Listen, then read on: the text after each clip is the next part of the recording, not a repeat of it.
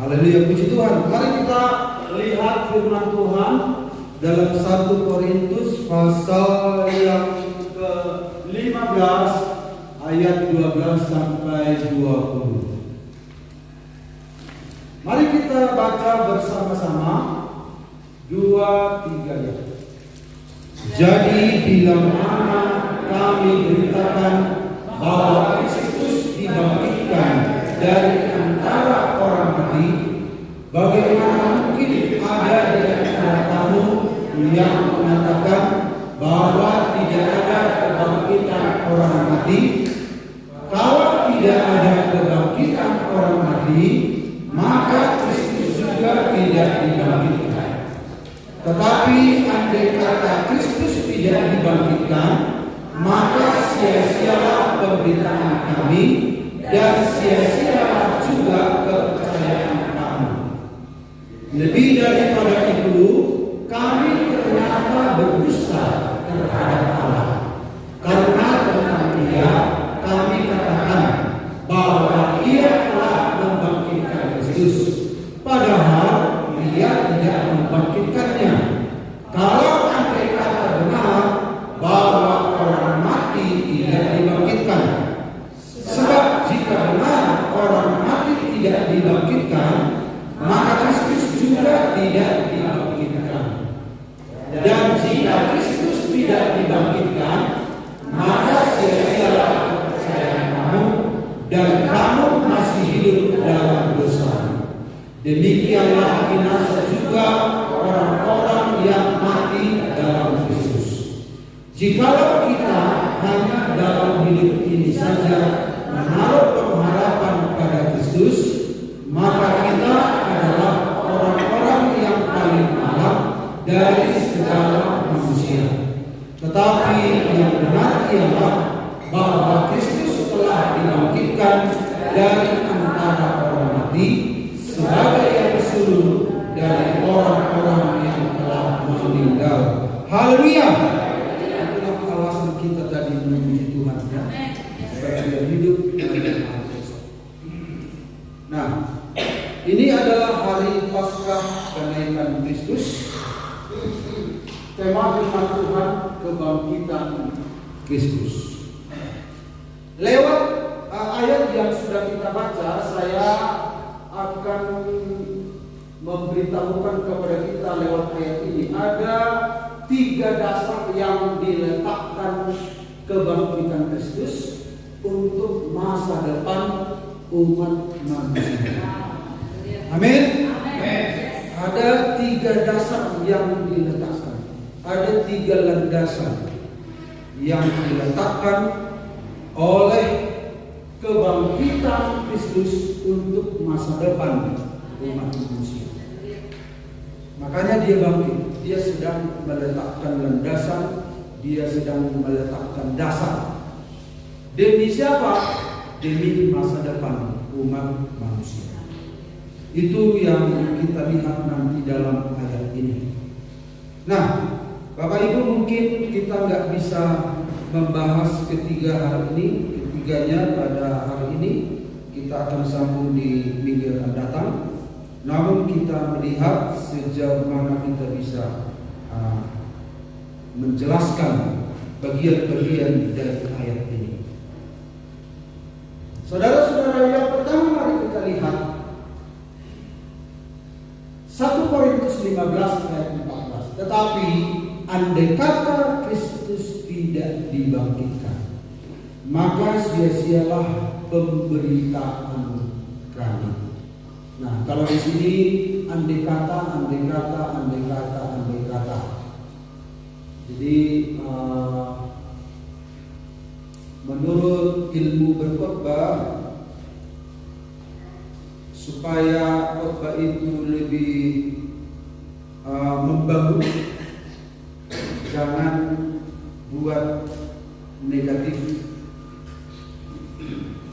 poinnya, walaupun kesannya itu negatif. Andai kata Kristus tidak dibangkitkan, maka kita mengubah poin ini, saudara-saudara. Andai kata Kristus tidak dibangkitkan, maka sia-sia pemberitaan andai kata Kristus tidak dibangkitkan. Nah, jadi yang pertama kita lihat ini adalah dasar berita keselamatan. Ini dasar yang pertama, ya, yaitu berita keselamatan. Jadi ketika Yesus bangkit, Yesus sedang meletakkan tentang berita keselamatan. Semua agama memberitakan tentang masa depan. Semua agama memberitakan tentang bagaimana supaya hari esok hari yang meningkat, hari yang baik. Dan mereka juga punya surga di dalam setiap agama. Islam punya surga, Hindu punya puncak dari kehidupan. Kalau Buddha juga dia sampai mencapai Buddha, itu adalah puncak dari kehidupan manusia setelah beregenerasi sampai kepada moksa. Ada istilah nirwana, ya. Nah, agama Islam juga punya ajaran surga. Jadi pemberitaan tentang surga itu tidak ada tidak ada kuasa kalau dia hanya siapa berkata omong-omong, ya. Hanya omong-omong berita masuk surga selamat. Jadi kebangkitan Kristus itu adalah dasar berita keselamatan. Amin, Bapak Ibu, itu dasarnya. Kebangkitannya itu menjadi dasar, menjadi landasan pemberitaan. Makanya saudara-saudara, Rasul Paulus sedang menentang ada yang sedang dihadapi pada waktu itu, yaitu kaum Saduki, Epikuros dan Stoa. Epikuros dan Stoa itu adalah ahli filsafat dalam Kisah Rasul 17 ayat 18. Bapak Ibu bisa baca di sana. Orang Saduki, Epikuros, Stoa menentang berita kebangkitan. Orang Saduki tidak percaya tentang kebangkitan, ya. Jadi di kalangan orang Yahudi saja ternyata ada golongan yang tidak percaya kepada kebangkitan. Bapak Ibu bisa itu lihat di dalam Markus 12. Mereka datang kepada Yesus, "Guru, ada seorang yang punya suami, lalu suaminya meninggal. Lalu wanita ini menikah lagi, meninggal lagi, menikah lagi, menikah lagi, meninggal lagi, menikah lagi sampai 7. Nah, mereka ingin menjebak Yesus. Nanti siapa suaminya kalau memang surga itu ada? Siapa suaminya nanti di sana? Apa kata Yesus? Kamu sesat. Sampai 2 kali dikatakan, kamu benar-benar sesat. Karena di surga itu tidak ada kawin mengawinkan. Nah, kalau agama lain kan di surga itu apa pekerjaan orang di sana? Ya, bukan kita hanya membandingkan, Bapak Ibu. Apa pekerjaan orang di sana? Tapi surga Kristen itu tidak ada kawin mengawinkan. Keberadaan kita di sana seperti malaikat. Kamu sesat, karena pikirannya di surga itu ya ada kawin mengawinkan. Nah, sementara ada lagi pengajaran dari filsuf. Dalam Kisah Rasul 17 ayat 18, dan juga beberapa ahli pikir dari golongan Epikuros dan Stoa, ya. ahli pikir, filsafat. Filsafat ini bagus sekali ya sebenarnya dalam pendidikan, dalam berpikir. Tetapi persoalannya adalah mereka tidak percaya kepada kebangkitan. Bersoal jawab dengan dia dan ada yang berkata, apakah yang hendak dikatakan si peleter ini? Jadi Rasul Paulus itu dianggap orang yang ngomong-ngomong doang, omong-omong. Jadi terkenal ya omong-omong. Dianggap Paulus ini hanya ceritanya isapan jempol, hanya dongeng, banyak bicara. Nah, tetapi yang lain berkata, rupa-rupanya ia adalah pemberita ajaran dewa-dewa asing. Karena ketika Paulus memberitakan tentang kebangkitan, ini ajaran aneh, ajaran baru. Karena waktu itu yang mendominasi pemikiran di zaman itu adalah pemikiran para filsuf. Ya, zaman filsafat itu duluan baru Injil ya. Jadi sudah ada pemikiran yang dimiliki oleh orang-orang pada waktu itu. Ada Epikuros, ada Stoa, ada Plato. Itu di sekolah mungkin dipelajari. Ternyata itu menyentuh iman orang Kristen pada waktu itu, sampai Rasul Paulus punya pekerjaan tentang itu, pemikiran itu.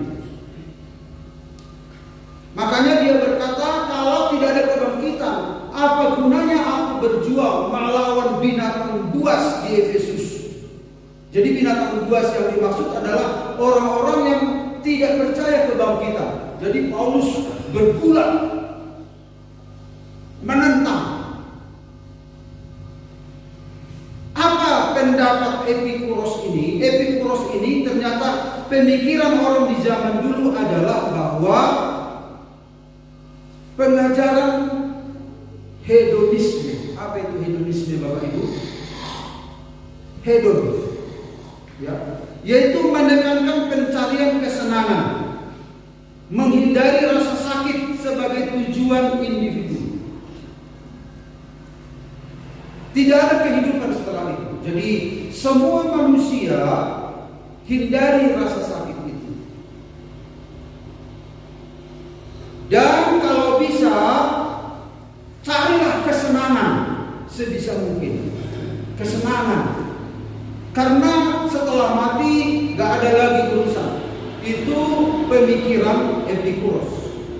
Ini susah untuk dihadapi oleh Rasul Paulus karena itu sudah menempel di dalam pikiran manusia.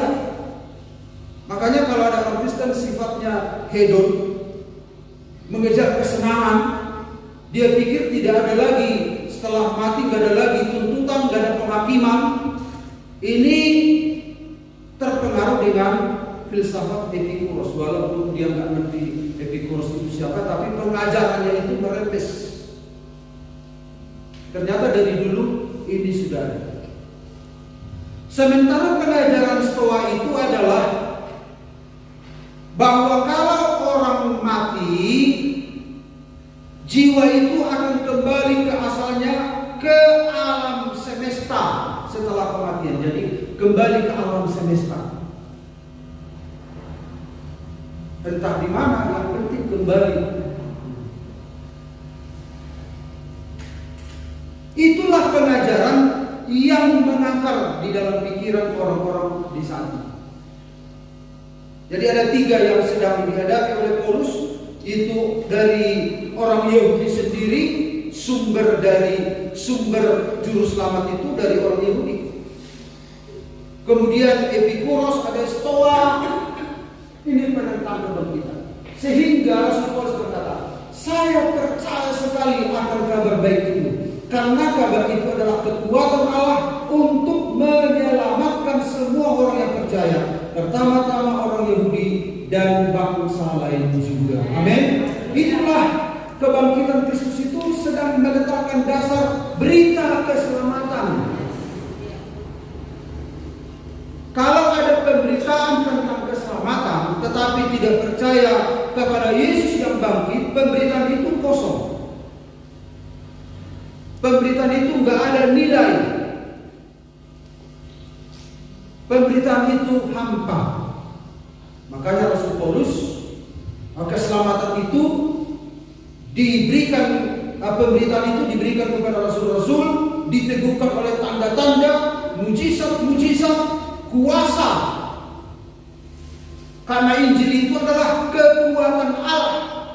Tidak bisa saudara-saudara meyakinkan seseorang tanpa kuasa kebangkitan itu, tidak bisa. Itulah dasar yang pertama yang sedang diletakkan. Jadi pemberitaan Injil itu adalah dasarnya kebangkitan Kristus.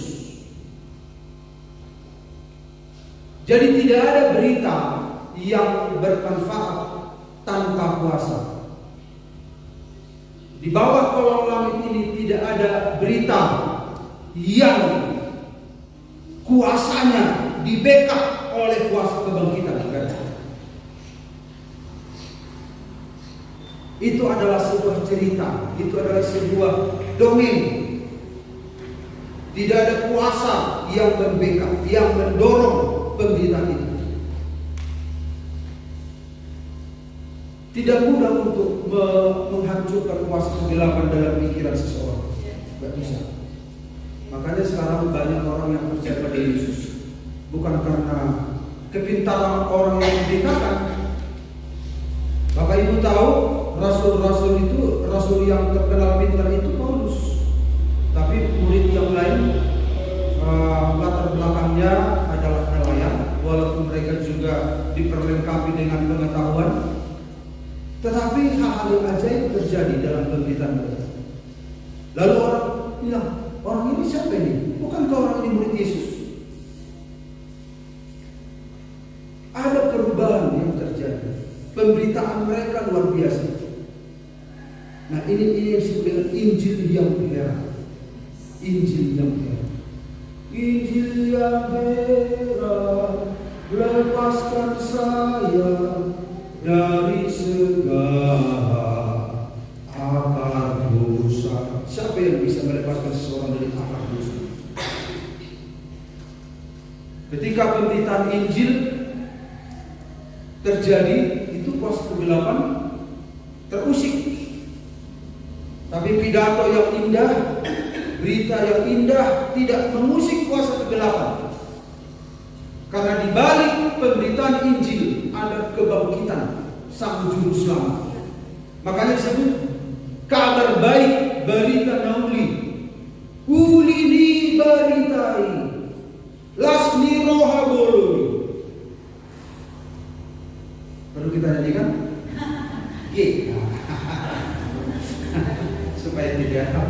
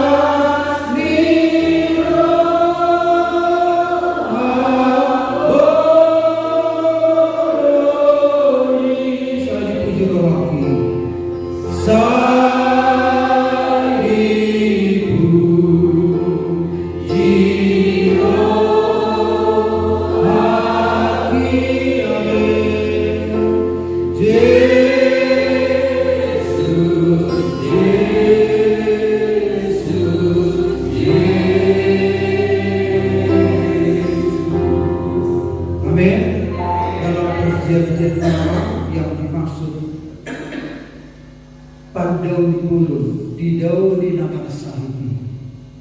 Nama sahiti bukan sakit fisik tapi dosa. Tidak ada yang melepaskan seseorang dari dosa. Orang sakit konteksnya dalam perjanjian lama adalah dosa. Tidak ada solusi dari dosa. Solusi sakit bisa ada. Kita bisa makan teh, bisa olahraga. Tapi dosa enggak. Pandauni ulun. Orang yang sakit itu orang berdosa. Dosa itu disebut sebuah penyakit. Kusta itu dilambangkan dosa. Makanya disebut ulini balita. Ternyata ada solusi, ada pandauni dosa. Pandauni sakit ada, pandauni dosa ada. Makanya kebangkitan Kristus adalah dasar pemberitaan. Pergilah, kata Yesus, pergilah. Maka murid-murid diperlengkapi dengan kuasa. Pergilah. Jadi kalau semua bangsa muridku. Dan Injil kerajaan ini akan diberitakan ke seluruh dunia. Setelah itu barulah tiba kesudahannya. Itulah Injil. Itulah kabar baik. Luar biasa. Yesus meletakkan dasar pemberitaan. Sebelum Yesus datang, belum ada berita baik itu. Semua hukuman, kutuk. Tapi ketika Yesus datang, maka disebut evangelium, evangelium, kabar baik. Injil itu adalah kabar baik. Karena apa? Di-backup oleh kuasa kebangkitan yang penuh kuasa, seperti Kristus, kuasa yang membangkitkan Kristus dari antara orang mati. Kuasa itulah yang membackup pemberitaan Injil. Amin. Haleluya. Itulah Injil. Itulah kabar baik. Itu dasar yang pertama. Dasar yang kedua, mari kita lihat. Jadi ada kekuatan pembuktian, ada dasar keselamatan, ada keyakinan masa depan. Percuma orang meyakini sebuah masa depan kalau kutuk itu, kalau kehidupan manusia yang kelam itu tidak ada yang menaklukkan. Manusia itu ketika jatuh dalam dosa, itu sudah ditakdirkan masuk ke dalam maut, kehidupan masa depan yang penuh kelam, lembah yang kelam. Jangan berpikir tentang masa depan. Tapi ketika Yesus datang, apa yang terjadi? Keyakinan akan masa depan. Karena dia sudah mengalahkan maut, mengalahkan kematian. Itulah dasar dari pemberitaan. Makanya ketika saudara-saudara Injil diberitakan di dunia ini, kuasa gelap itu dibahu sebahu dulu. Mengerti Bapak Ibu? Kalau dulu kuasa gelap itu tenang-tenang, duduk-duduk, setelah diberitakan Injil, lalu mereka bahu sebahu. Nama saya. Mereka terusik oleh Injil yang diberitakan di bawah kolom langit. Injil yang merah yang membebaskan, berita naudi, kabar baik. Kabar baik itu telah diselidiki oleh nabi-nabi, dan kabar baik itu ingin diketahui oleh para malaikat. Malaikat kepo, ya istilah sekarang, kepo tentang kabar baik keselamatan. Ada diselamatkan. Pada waktu malaikat jatuh, gak ada masa depan, udah. Makanya ketegangan terjadi pada malaikat. Tapi ketika manusia jatuh dalam dosa, ada isu keselamatan. Langit itu gempar, malaikat itu ingin tahu bagaimana caranya. Dan ternyata mereka tidak nyangka sang firman itu yang menjadi manusia, yang menyelamatkan manusia itu sendiri. Yesus Kristuslah Injil, Yesus itulah kabar baik. Yesus Kristus itulah anugerah. Jadi anugerah itu, kasih karunia itu sebenarnya Yesus Kristus yang dianugerahkan kepada dunia ini. Ada harapan, ada masa depan. Kita bisa menegakkan kepala kita untuk mempercayai ada masa depan yang Tuhan sediakan bagi kita. Bukan sekedar kata-kata motivasi. Percayalah, berpikir positiflah. Di balik matahari, di balik awan yang gelap ada matahari. Tapi dasar kita adalah kebangkitan Kristus. Amin. Bukan kata-kata positif yang disampaikan oleh motivator. Ini Injil adalah kekuatan Allah. Aku punya keyakinan yang kokoh karena Injil adalah kekuatan Allah. Bayangkan, kekuatan Allah diletakkan pada Injil karena beritanya adalah tentang kebangkitan dari kematian. Sebelum itu nggak ada cerita kebangkitan dari kematian. Tetapi Injil itulah yang mengubah arah tujuan hidup manusia, yang membalikkan manusia ke arah yang berbeda. Itulah Injil. Lalu yang kedua kita lihat Bapak Ibu, dasar yang kedua yang diletakkan oleh kebangkitan Kristus. Tetapi andai kata Kristus tidak dibangkitkan, maka sia-sialah pemberitaan kami dan sia-sialah juga kepercayaan kami. Ayat 17. Dan jika Kristus tidak dibangkitkan, maka sia-sialah kepercayaan kamu. Dasar iman Kristen. Jadi kebangkitan Kristus sedang meletakkan dasar iman. Jadi dasar iman Kristen itu, ini kan dasar. Iman adalah dasar. Tetapi di bawah dasar ada kuasa kebangkitan. Jadi artinya orang bisa beriman, tetapi tidak ada kekuatan yang mendekat iman itu. Gak bisa. Kita sudah belajar tentang iman. Iman adalah dasar dari segala sesuatu yang kita harapkan dan bukti dari segala sesuatu yang belum kita lihat.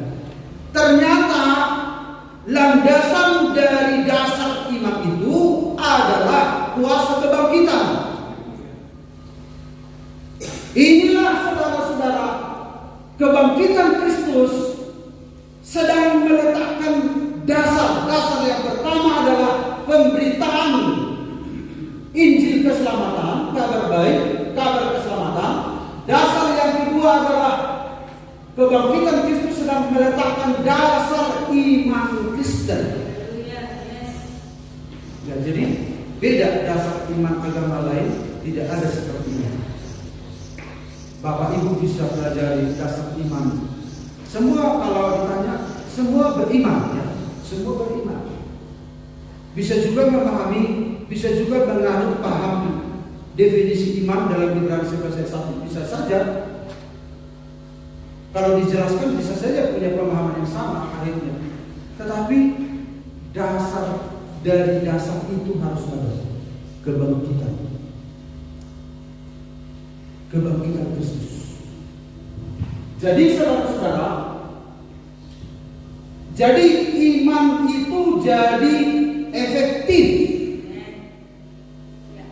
Kalau dikatakan di sini, kalau Kristus tidak dibangkitkan, sia-sialah kepercayaan kamu. Iman yang efektif versus iman sia-sia. Jadi kalau nggak ada kebangkitan, sia-sia iman semua orang. Gak bisa, gak ada gunanya mempercayai segala sesuatu tanpa ada jaminan. Jaminan iman Kristen itu adalah kuasa kebangkitan. Itu jaminannya. Itu landasan, itu dasar yang diletakkan oleh kebangkitan Kristus. Bapak Ibu kalau bicara tentang iman, semua orang bisa punya. Bisa juga bisa menyerupai pemahaman kita. Tetapi yang membuat iman itu efektif, iman itu manjur, ya. Jadi efektif itu bisa diartikan iman itu manjur, iman itu berkhasiat, iman itu ampuh karena adanya kebangkitan.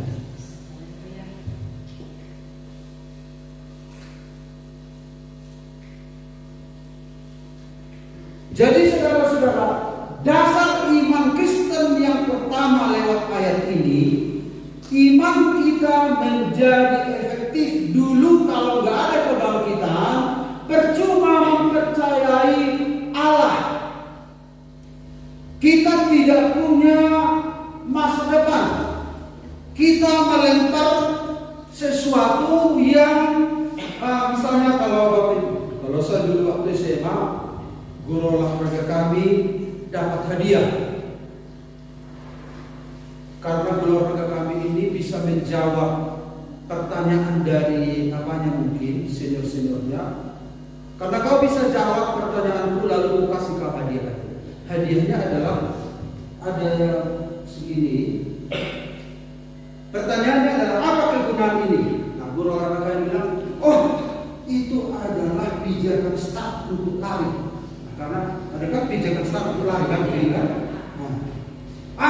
Bagus sama aku ini, bawa ke sekolah SMA Parapat. Gak tahu mas, sekarang masih ada tuh. Karena sudah lama zaman saya belum. Karena kau tahu bawa ke Parapat. Jadi saudara-saudara, itu pijakan untuk lari. Jadi kalau nggak ada pijakan, lomba lari startnya itu nggak bagus bisa.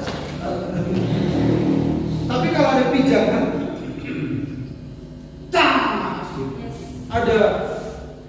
ada yang pelontar, alat pelontar.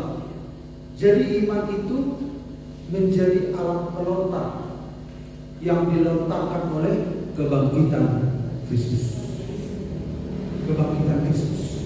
Sementara tanpa kebangkitan Kristus, mereka itu berlari, ya sekali, karena nggak ada alat pelontar.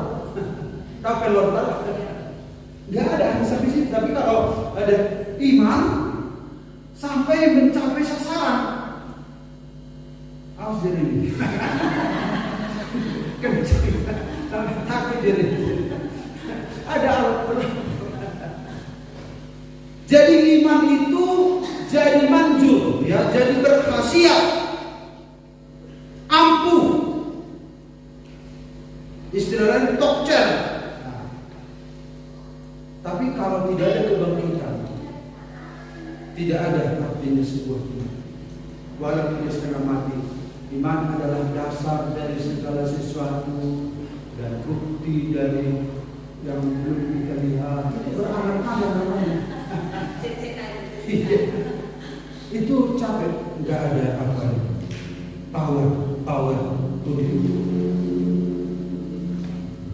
menghidupkan apa yang hidup. Dan puji Tuhan melakukan itu semua. Amin. Iman adalah iman timbul dari pendengaran oleh firman Kristus. Nah, firman Kristus ini Kristus yang sudah bangkit dari kematian, yang sudah mengalahkan maut. Makanya dia bisa mengubah itu. Dia bisa menerobos hal-hal yang buntu. Itulah iman orang percaya. Luar biasa dahsyat. Yesus meletakkan dasar itu dari kebangkitan.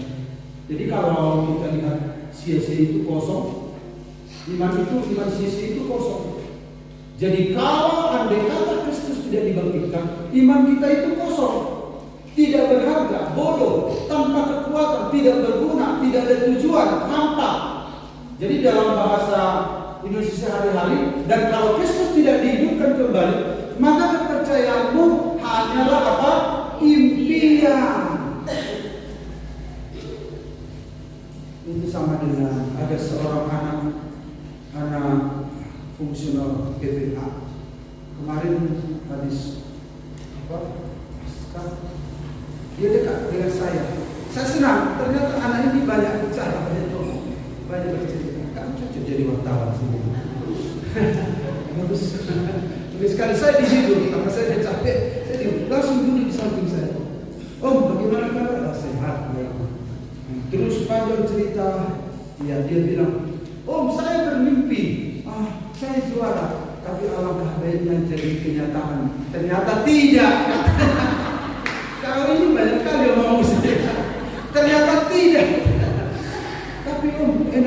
harus jadi kenyataan katanya. Oh iya bagus. Sementara dia salah orang, pikir, iya. Lalu dilanjutkan lagi omongannya. Begitulah iman itu. Kalau Yesus dibangkitkan, kepercayaan kita hanyalah mimpi. Ini orang bermimpi ya, kita pernah lihat. Dia bermimpi, di dalam mimpi itu dia sedang bermimpi. Di dalam mimpi itu dia sedang naik ke langit. Nah, mimpi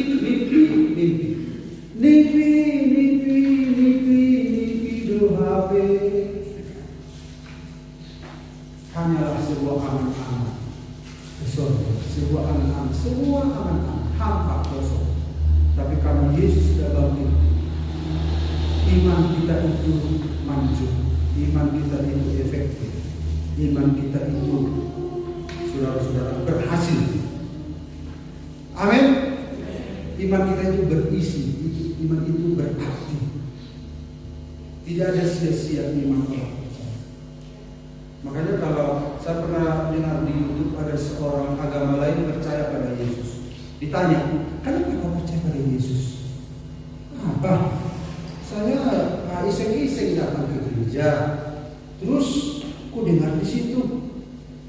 Aneh orang kesini. Aneh ya.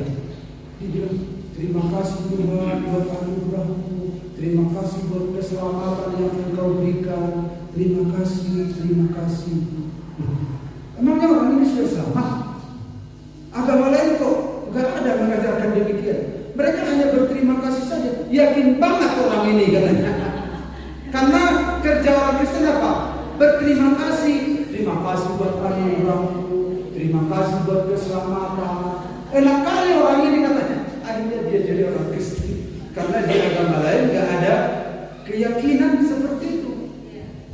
Nggak ada keyakinan seperti itu. Makanya kita kan lagu kita kan luar biasa ya. Aku anak raja, padahal bapaknya orang miskin. Kau anak raja, padahal teman kita itu nggak kenal orang tuanya mungkin, tapi dia berkata aku anak raja. Jadi iman itu kuasa kebangkitan yang memungkinkan kita semua beriman, ya, menyatakan identitas kita. Aku anak Tuhan, aku adalah anak raja, ya. Aku telah dilahirkan kembali, aku disertai oleh Tuhan. Aku adalah banyak sekali janji-janji Tuhan tentang identitas kita. Itu karena iman oleh kebangkitan Kristus yang mendasari.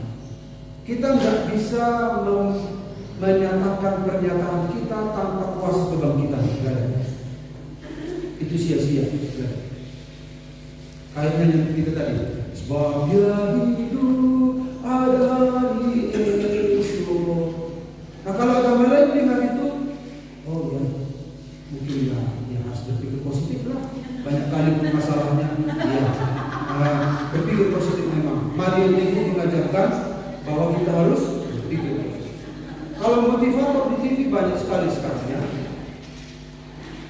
Terus ada saya pernah lihat cara berbicara, cara berdiri, cara berpenampilan, cara tangan begini. Kalau engkau membuat tangan begini, jangan nggak sopan. Begini, ada sekolahnya. Kalau kau berbicara juga atur demikian, dan itu supaya orang yakin, supaya orang itu percaya. Tapi kita nggak seperti itu ya. Memang ada positif, ada boleh juga bagus sih, bagus. Tetapi bukan itu kuasa perkataan kita, bukan dari situ, bukan dari kemampuan kita berpenampilan, bergaya. Coba tadi indah nggak yang kalau nggak indah menurut mereka.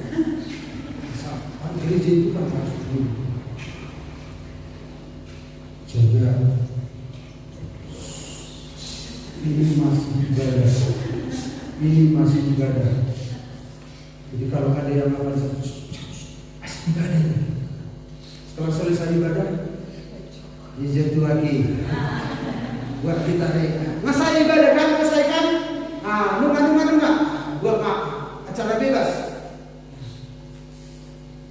Sementara kita nggak seperti itu, ya kan? Kita didasari oleh iman. Kita didasari oleh iman bertindak, berperilaku. Ya, makanya dikatakan segala sesuatu harus dilakukan dengan iman. Tanpa iman adalah dosa. Kuasa kebangkitan adalah yang membuat kita beraksi. Gaya hidup kita juga berdasarkan iman kita, berdasarkan keyakinan kita. Apa yang kita percaya, itu yang kita lakukan. Bukan apa yang kita katakan, apa yang kita yakini, apa yang kita percaya, apa yang kita imani, itu yang kita lakukan. Itu yang berkuasa. Kuasanya berasal dari kuasa kebangkitan Kristus. Haleluya. Puji Tuhan. Nah, dasar iman yang kedua adalah kamu masih hidup dalam dosamu. Kalau Yesus tidak dibangkitkan, kamu masih hidup dalam dosamu.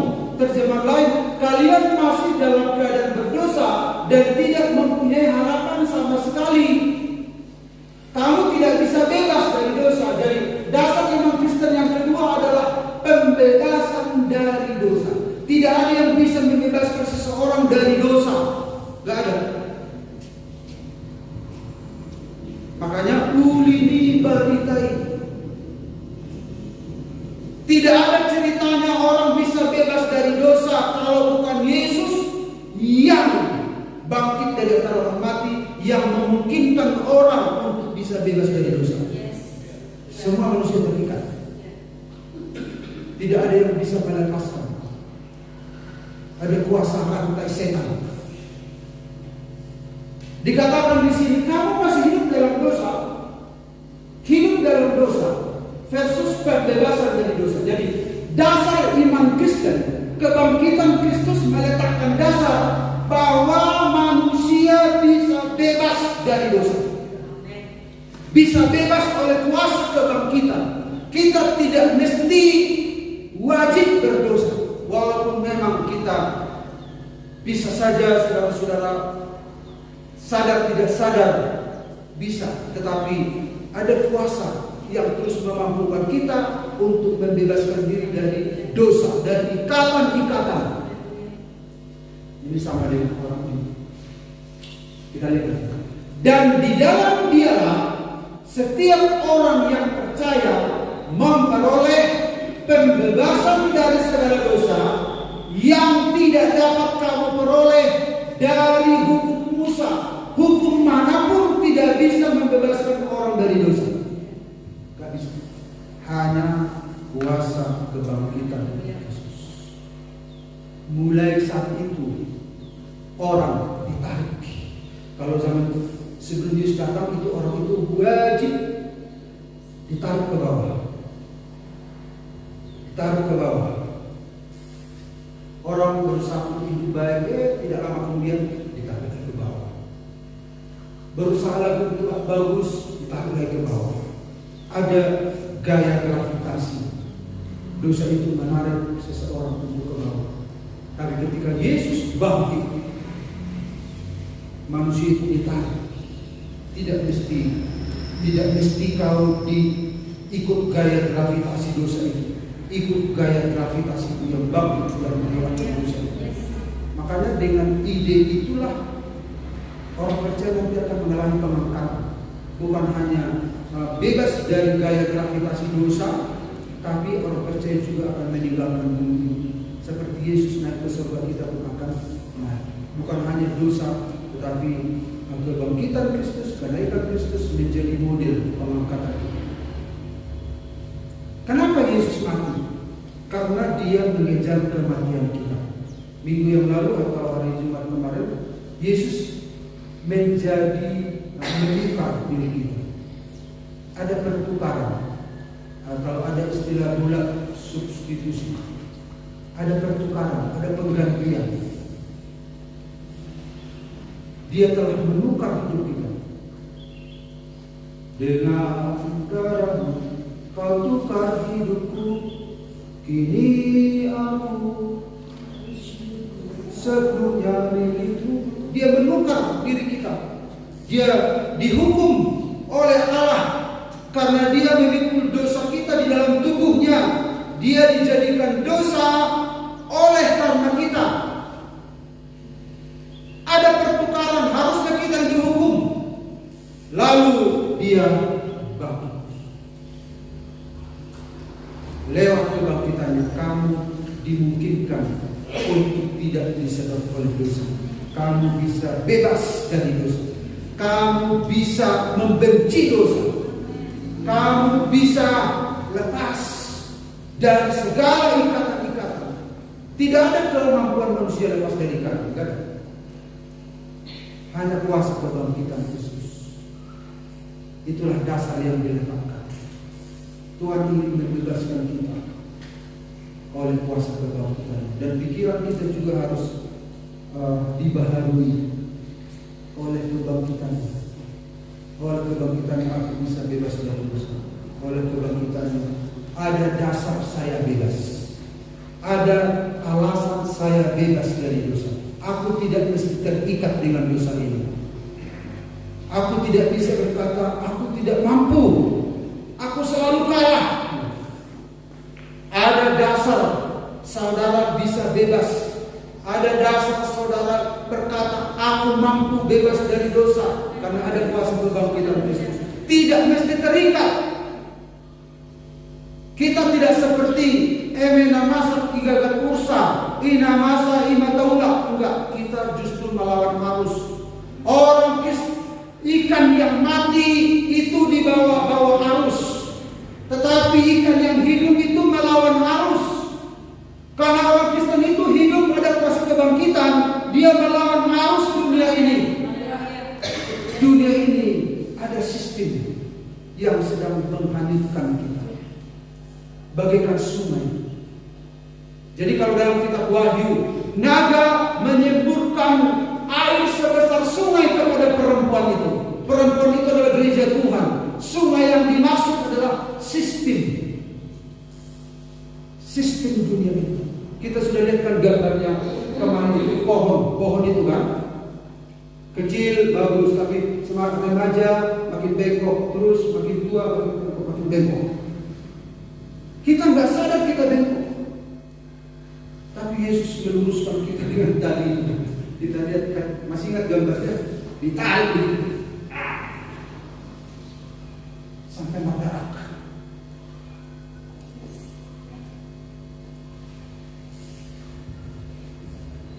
Kita bisa bebas. Amin.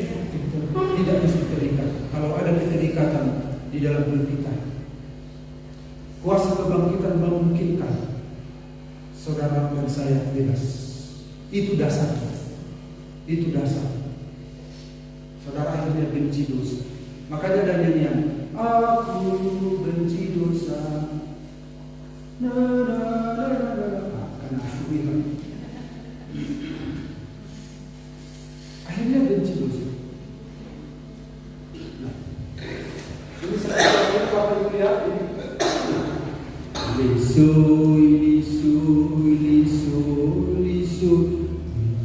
gue lugar orang gapar sampai bertari. Lisu sampai bangun. Lisu sampai harian, sampai pagi. Tong di situ terus sampai Ramadan hari di situ terus. Apa masih tengah mata mengelugai? Karena dia tidak sadar tersangkut BPHB. Kalau udah dibului. Kenapa tersangkut? Ya karena lisu tadi. Orang percaya bisa bebas. Dia bisa tahu siapa yang masih mengikat-ikat ini. Kita memang belum sempurna. Tapi kuasa kebangkitan itu bisa melakukan semuanya. Yang tidak bisa dilakukan solusinya dunia ini ya bangkit dari kematian. Gak ada yang mengalahkan maut. Apalagi dosa, apalagi ikatan-ikatan.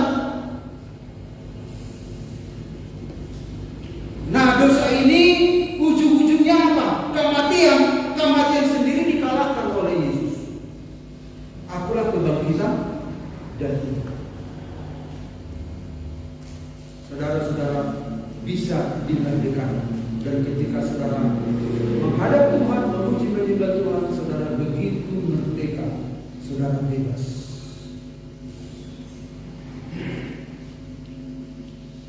Alasan kita bebas dari dosa adalah kuasa kebangkitan. Saudara, saya bisa bebas. Makanya Tuhan berkata, kuduslah kamu sebab aku kudus. Dasarnya Tuhan mengatakan itu apa? Dia sudah bangkit. Dia sudah bangkit. Itu dasarnya. Tuhan tidak mungkin menuntut kita kudus kamu. Caranya bagaimana Tuhan? Kau aja. Kau mati dikubur nggak bangkit-bangkit, kalah, sama-sama kalah, maklumlah. Ngapain kau tuntut sama kami untuk bangkit? Kau aja nggak bangkit. Kita bisa bebas karena ada kuasa kebangkitan Kristus. Amin. Lalu yang berikut kita lihat dari tolong ulang. Ini butuh kemampuan baru. Ini butuh kemampuan. Tidak semua telur itu berhasil jadi bulat. Tapi ada power di dalamnya yang tidak terlihat. Akhirnya dia masuk ke tahap ulat. Ada kuasa. Nah, jadi tidak semua ulat itu berhasil masuk ke kepompong. Ada yang mati belum masuk ke kepompong, sudah mati. Untuk masuk ke kelompok ada power, ada kuasa untuk memasuki tahap ini. Nah, dari kelompok tidak semua bisa berhasil jadi kupu-kupu. Ada kuasa untuk melewati fase ini jadi kupu-kupu. Nah, inilah yang disebut dengan lahir pertama kali, ini lahir kedua kali. Tidak semua orang bisa memasuki tahap ini kalau bukan kebangkitan Kristus. Bisa juga ada orang hanya masuk ke tahap ini, gak bisa berhasil masuk ke tahap sana. Kuasa kebangkitan Kristus yang memungkinkan kita untuk melewati proses ini. Ada kekuatan yang mengubah hidup kita, yang mewujudkan kita jadi kupu-kupu. Itu butuh kekuatan.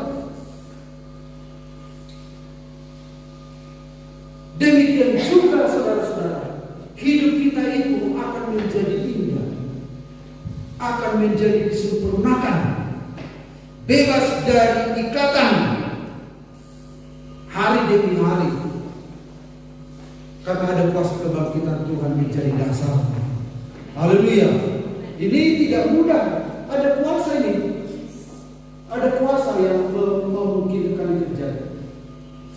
Jadi kalau kita sudah percaya pada Yesus, ada kuasa yang mengubah kita untuk menjadi. Dulu kita seperti ulat, ya. Jadi orang hanya puas di tahap ini, belum tahap lahir baru. Ada kuasa, kita membutuhkan kuasa itu untuk bebas, untuk lepas dari tahap-tahapan yang jelek itu, tahapan yang tidak baik itu, tahapan yang menakutkan itu. Diubah, ada kuasa Tuhan yang mengubah. Makanya kebangkitan itu kuasa yang mengubah. Amin. Lalu yang terakhir dari bagian dua ini, demikianlah binasa juga orang-orang yang mati dalam Kristus. Jadi kalau tidak ada kebangkitan, orang yang mati dalam Kristus akan binasa. Jadi kalau Bapak Ibu kadang-kadang orang Kristen buka Alkitab, Tuhan suara mau Tuhan, ada pesan buau di oleh sedang dibuka dari rumah ayat binasa orang yang mati khusus. Ini kan ya, seperti ada kemudian ayat yang lain kan di bawah. Orang yang mati dalam Kristus binasa. Kalau nggak tahu berikutnya di atas itu. Nah, jadi kalau Yesus sudah bangkit, nasib kita sama. Ya, nasib kita sama, binasa abadi di neraka. Orang yang percaya pada Kristus, orang tidak percaya nasibnya sama. Tapi karena Kristus sudah bangkit, hidup abadi di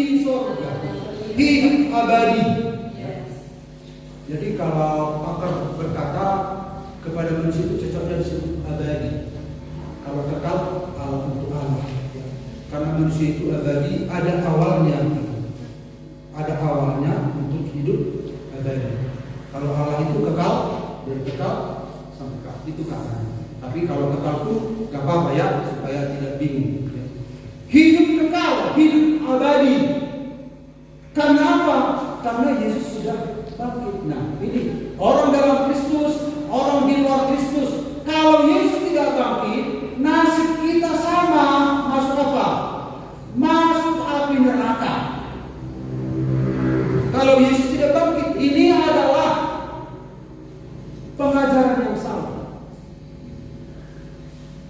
Jadi Yesus sedang meletakkan dasar iman. Dasar iman yang ketiga dari konteks ini adalah hidup abadi di surga. Yang benar adalah orang yang ada dalam Kristus, orang yang di luar Kristus, beda jalan. Beda jalan. Itulah dasar iman. Yesus sedang meletakkan dasar iman. Dan itu tidak diganggu-gugat karena alasannya adalah kebangkitan Kristus. Amin. Kesimpulannya adalah, tetapi yang benar adalah bahwa Kristus telah dibangkitkan dari antara orang mati sebagai yang sulung dari orang-orang yang telah meninggal. Haleluya. Puji Tuhan. Haleluya. Oke.